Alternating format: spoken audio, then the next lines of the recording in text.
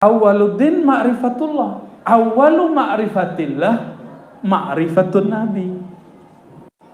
Awal mengenal Allah, kenal dulu yang mengenalkan kita kepada Allah siapa? Nabi Muhammad SAW. Maka disebutlah oleh para ulama di dalam kitabnya. Syekh Amin Al-Qurdi misalnya mengatakan, ma'rifah atau fana fi syekh muqaddimatun fi fana'i fillah. Seingat saya begitu kalimatnya. Mencintai guru adalah awal dari cinta kepada Allah, cinta kepada Rasulullah. Maka kalau ingin kenal Allah, kenali dulu Nabiullah, Nabi Muhammad sallallahu alaihi wasallam. Nabi Muhammad makan enak. Jadi pernah makan enak.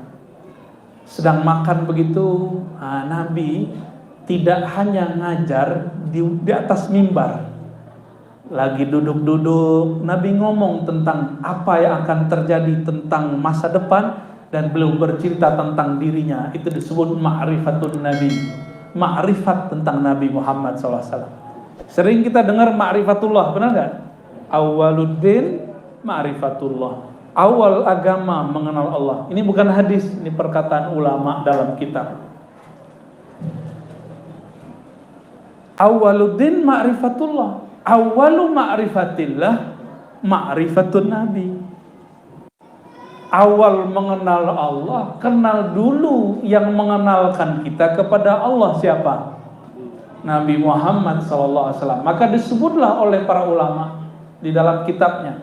Syekh Amin Al-Qurdi misalnya mengatakan, ma'rifah atau fana fi syekh muqaddimatun fi fana'i fillah. Seingat saya begitu kalimatnya. Mencintai guru adalah awal dari cinta kepada Allah, cinta kepada Rasulullah. Maka kalau ingin kenal Allah, kenali dulu Nabiullah, Nabi Muhammad sallallahu alaihi wasallam. Nabi memperkenalkan dirinya lagi makan-makan. Betapa indahnya dan bahagianya sahabat-sahabat yang duduk bersama beliau, memandang beliau lagi makan dan berbicara.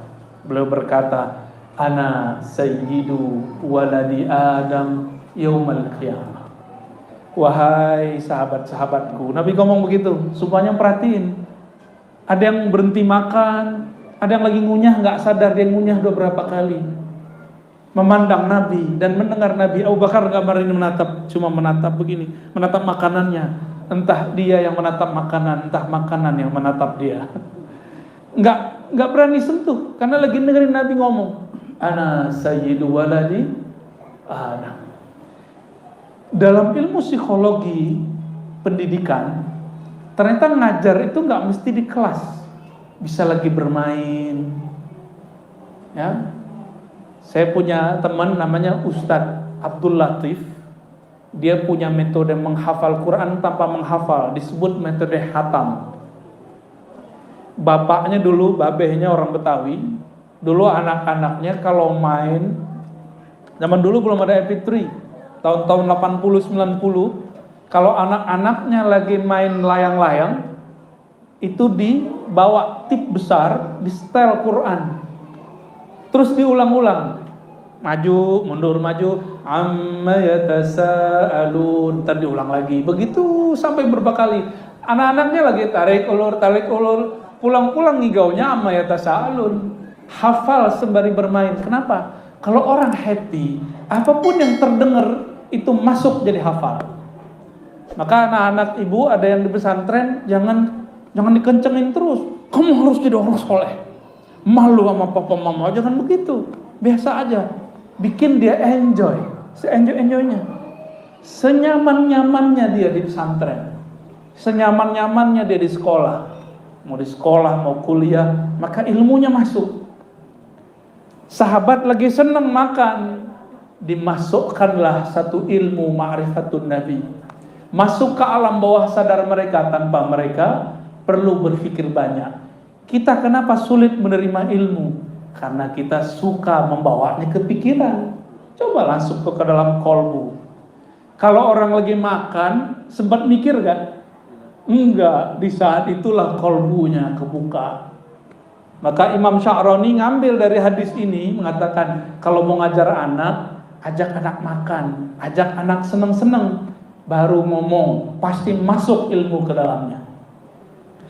Lalu Nabi mengatakan, wala fakhar, aku ngaku ana sayyidu waladi Adam, aku adalah sayyid semua keturunan Adam hari kiamat.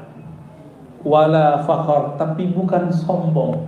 Hadis ini hadis yang sahih, riwayat Imam Muslim. Imam siapa yang meriwayatkan? Hadisnya sahih. Sahih berarti valid, benar. Lalu beliau berkisah, ternyata hadisnya panjang. Saya nggak sebutkan bahasa Arabnya karena satu halaman lebih.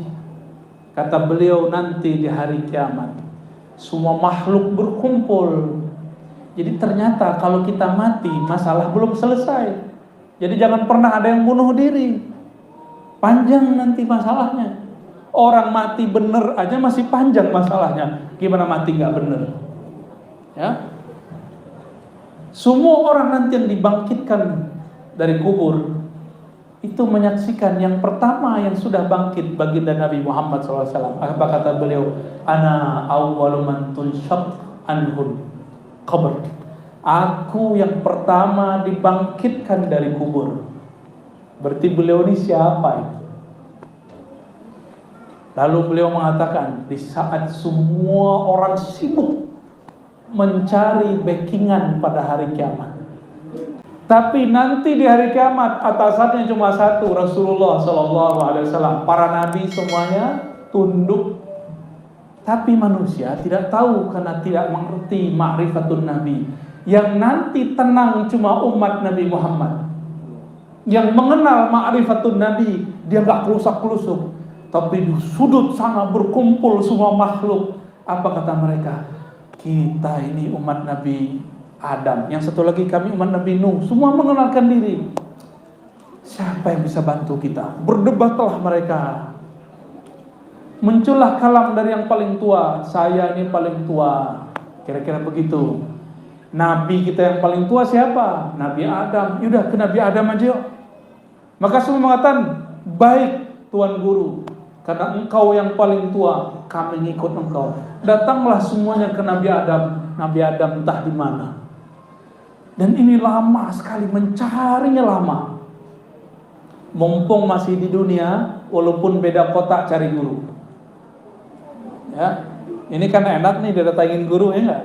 Dan hadiri majelis guru-guru, di mana dibuat hadiri. Kenapa? Daripada nyari di sana, mending cari di sini. Umat Nabi Muhammad senang. Umat Nabi Muhammad dicari Rasulullah SAW. Sedangkan umat di luar umat Nabi Muhammad mencari nabi-nabinya.